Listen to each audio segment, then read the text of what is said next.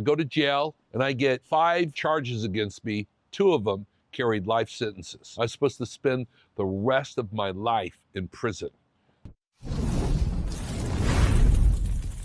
When I was 22 years old, I had a really bad drug habit. It was like horrible.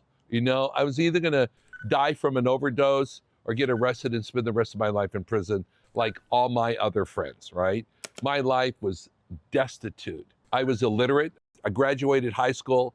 How that happened, I have no fucking idea. I was always getting in trouble with the law, and I was such a druggie. I woke up one day and I knew that if I didn't do something, I would die. I just knew from the drugs, right? And I saw my mom. You know, you don't talk to your mom about drugs and all the nasty things. They call it beating around the bush. You know, like you talk about it, but you don't talk about it like sons do with their mothers. She'd go, call your sister Peggy. She lives in Los Angeles and she helps people. I said, okay.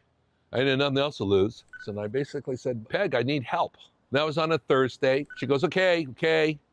And I was supposed to fly to Los Angeles on Monday and meet her. So I said, great, good, yay, I'm excited about it. I started thinking about it and go, you know, I need some money. I need to have some money. So I thought I'd go do a drug deal, right? And I drove a pickup truck to a friend's warehouse. I filled the back of it up with amphetamines, like millions of these amphetamines. And I drove it to an airport to meet a guy with an airplane. And I didn't know that airplane was owned by the DEA. Whew, that was a bad day. You know, all the shotguns come out, hit the ground, motherfucker. You hit the ground, you're going, God, I hope it's the cops. God, I hope it's the cops. Because if it's not, you're dead. They're just ripping your drugs off and you will die, right? So you go after about 2-3 minutes and went, fuck, it's the cops. Okay, so I'm arrested, I'm busted. My life is over. I go to jail and I get 5 charges against me. 2 of them carried life sentences. I was supposed to spend the rest of my life in prison.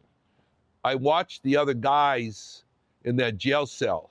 I saw these were guys who were going to spend the rest of their life in prison, and they're starting to put on this, I didn't know the word at the time, valence. I didn't know what that word mean, right? But these guys were putting on the prison valence, like a badass, right?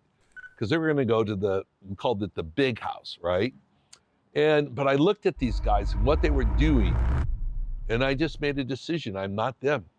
I am not these guys. And so I made a promise to my dead father, to God, to Jesus, to Moses, to Buddha, anybody I could think of. I prayed to, I begged to, I promised that if I could get out of this mess, I would do something with my life, do something with it. My mom helped me get out of jail. I spent the next 3 years of my life getting my shit together, getting off all the hard drugs.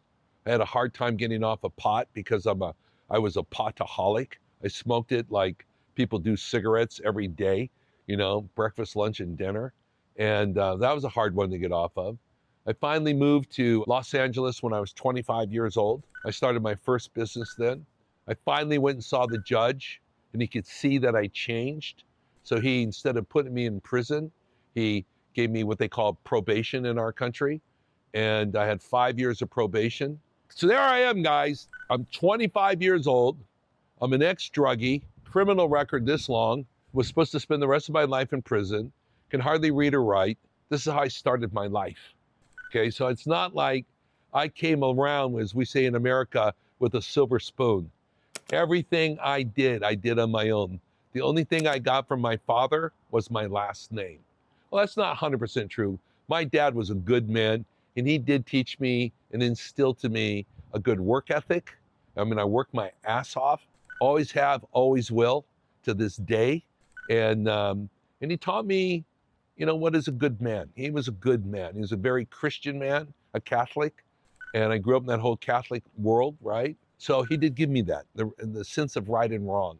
But I made it. I'll tell you something. I started working like 6:30 in the morning. I'd work like a 12-hour day. I'd go have some food, and I'd show up at roll call at 7. And I'd go to course till 10 o'clock at night, 5 days a week, pretty much for the rest of my life. I just kept showing up. And eventually, this kid that didn't know anything started to I went from a super illiterate person to a super literate person.